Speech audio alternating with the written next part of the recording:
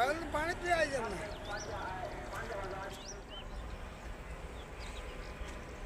बिस्मिल्लाहिर्रहमानिर्रहीम YouTube channel के सब भैन भाई साडी करो अस्सलाम वालेकुम। उम्मीद करने तुसीं ठीक होगे। अल्हम्दुलिल्लाह असीं भी ठीक है। जिथे भी रहो खुश रहो, आबाद रहो, हसदे रहो, वसदे रहो, मुस्कुरांदे रहो ते सानू अपनी दुआवां दे विच याद रखियो। साडीआं दुआवां हर टाइम अपने भैन भाइयों दे नाल हुंदी ते माशाअल्लाह सुबह दी इब्तिदा हो गई है ते बच्चों ने माशाअल्लाह नमाज ते कुरान पाक पढ़न तो बाद ना हुण असीं आ गए हां नाश्ता बनाउण लई ते अज ना अपने भैन भाइयों दे नाल ना नाश्ते की रूटीन से सूरज या कच्चा घर भी अपने भैन भाइयों ने विखावे विखाई का तो पहले भी सारा ही है। किचन है साडा माशाअल्लाह बहुत प्यारा बनया है। मैं आके सैट किया, चार दीवारी आ टुट गई, इनू ही सैट करना है। तो बाकी भैन भाइयों के अगे छोटी जी रिक्वेस्ट भी करने कि लाइक करता, सबसक्राइब करता, शेयर करता तो छोटा जिन्ना कमेंट करता। तो सुबह टाइम ना इस टाइम उठ के बर्तन बुर्तन धो के ना तो नाल ही आ गया चाह बना ली। तो अक्सर रानी ने मैं कहा मैं तुसी थोड़ा जिन्ना आटा गूंद लो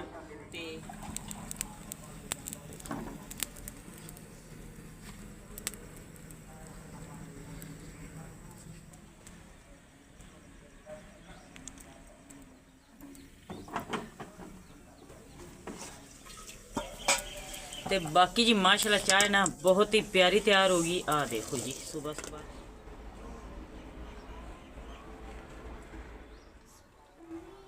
ते माशाल्लाह अम्मी जान ना कल शाम दे आए ने ते सुबह सुबह ना पहले चाय बना के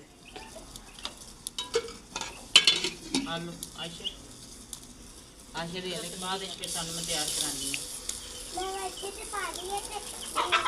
ठीक हो गया खाओ रोटी आज वाली हम बाकी जी नाश्ता साडा माशाल्लाह बहुत मज़े का तैयार है। रात की रोटी ते आटा तो असीं गुन्निया ते बच्चों ने फरमाइश करती कि असीं नहीं असीं रात की रोटी खानी है। तो माशाल्लाह ना बच्चे के कहने पहले रात दी रोटियां गर्म कीतियां ने। बच्चे माशाल्लाह बहुत शौक नाल खांदे ने। माशाल्लाह आलू वाली हमदा ते माशाल्लाह सालन भी थोड़ा जिन्ना है तो मैं हमदा नूं गर्म करता है। तो नाल ही ना आयशा भी रोटी खान लग गई है। तो अक्सर आनी तुसी भी आ जाओ।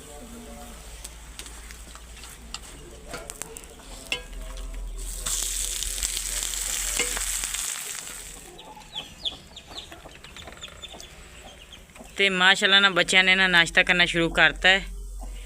तो अली हमजा ने ये रात की रोटी तो माशाल्लाह थोड़ा जिन्ना साडा सालन नाश्ता शुरू करता है। तो आ रोटी ना अक्सर आने भी दिन्ने माशाल्लाह।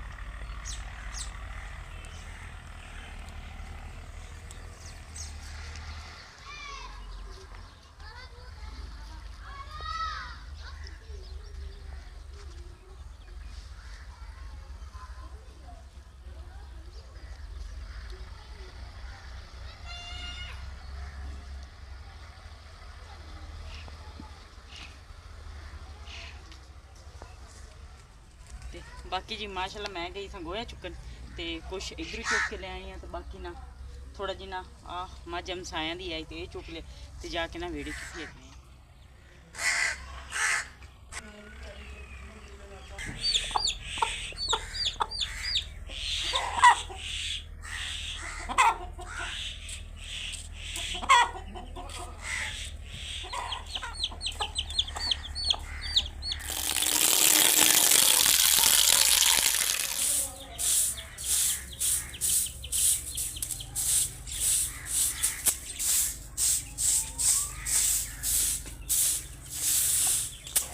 तो गोया जी आ गया तो मैं कहना इस जगह तो पहले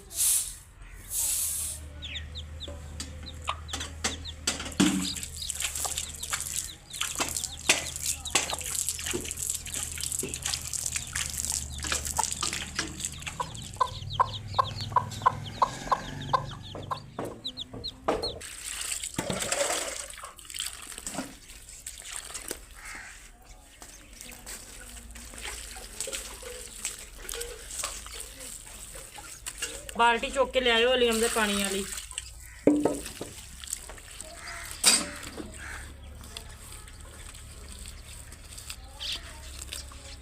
बाकी जी माशाल्लाह गोया मारना शुरू करता है। देखो मोटा मोटा रख के फेरने क्योंकि ना कट्टा बहुत ज़्यादा उड़ता है। तो मैं क्या मोटा मोटा रख के ना जी गोया मिट्टी फिर फेर दिने। एक तो घर सोहना लगता तो अल्लाह ने बहुत प्यारा कर दिता है। तो इनकी हिफाजत करनी ना साड़ी जिम्मेदारी है। तो मैं ना आए दिन इहदे च ना मिट्टी मुट्टी लाती रहनी है। ਕਿਉਂਕਿ ਫਿਰ ਕੱਪੜੇ ਵੀ ਧੋਣੇ ਹੁੰਦੇ ਨੇ ਤੇ ਬਹੁਤ ਜ਼ਿਆਦਾ ਫਿਰ ਖਲਾਰਾ ਜਿਹਾ ਪੈ ਜਾਂਦਾ ਗੱਟੇ ਦੇ ਨਾਲ। ਤੇ ਮਸਾਲਾ ਸਾਫ ਸੁਥਰਾ ਰੱਖਣੇ ਆ ਘਰ ਨੂੰ।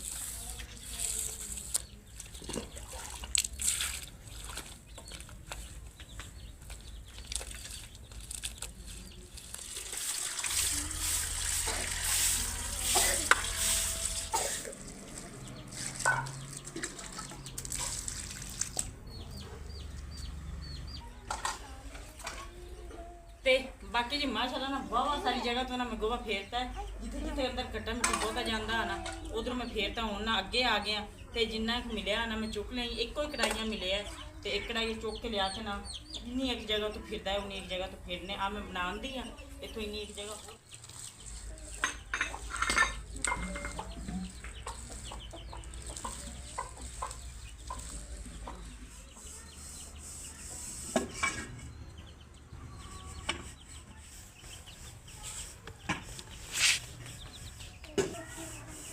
ਇੱਧਰ ਰੱਖਣ ਲੱਗਿਆ ਤੇ ਮੇਰੇ ਨਾਲ ਹੱਥ 'ਚ ਡਿੱਗ ਕੇ ਨਾ ਟੁੱਟ ਗਿਆ। ਇਹ ਇੰਨੀ ਕੁ ਜਗ੍ਹਾ ਨਿਕਲ ਗਈ ਹੈ। ਇਹਦਾ ਨਾ ਬੜਾ ਫਾਇਦਾ ਹੈ। ਇਹਦੇ 'ਚ ਨਾ ਬਾਲਣ ਬਹੁਤ ਘੱਟ ਇਸਤੇਮਾਲ ਹੁੰਦਾ ਤੇ ਜਿੱਥੇ ਦਿਲ ਕਰਦਾ ਨਾ ਉੱਥੇ ਚੁੱਕ ਕੇ ਨਾ ਰੱਖ ਕੇ ਤੇ ਹਾਂਡੀ ਰੋਟੀ ਕਰ ਲਈਦੀ। ਕੋਈ ਨਹੀਂ, ਅੱਲਾਹ ਤਾਲਾ ਦਾ ਨਾਂ ਲੈ ਕੇ ਨਾ। ਟੁੱਟ ਗਿਆ, ਮੇਰੇ ਕੋਲ ਨੁਕਸਾਨ ਹੋ ਗਿਆ ਅੱਜ।